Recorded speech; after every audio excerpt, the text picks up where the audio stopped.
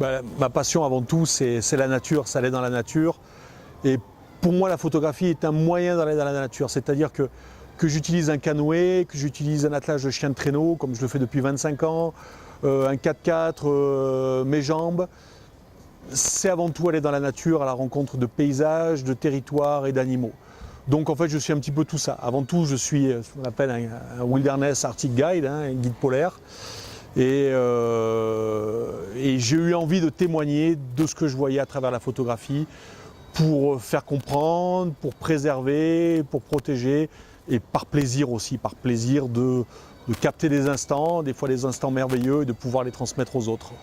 Ce que je recherche, je me suis rendu compte, ce que je recherchais, c'est un petit peu le moment parfait, le moment de grâce comme ça.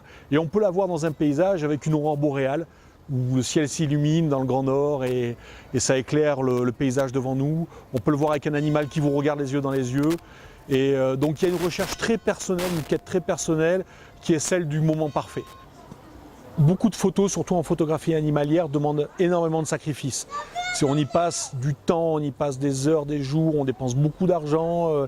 Il y a aussi une empreinte écologique à faire ces photos, c'est-à-dire on peut prendre l'avion, on peut prendre un véhicule, tout ça, il y a une dette, quoi. Donc je suis attaché à toutes mes photos, mais la photo là, du coyote qui me regarde au bord du cratère de la Lama River à moins 20 degrés, que j'ai fait il y a quelques mois, hein, simplement c'était au mois de février cette année, alors que je suivais une meute de loups, mais que j'ai pas réussi à photographier, j'ai pu les voir à la longue vue. C'est une photo auquel je tiens beaucoup parmi mes photos récentes.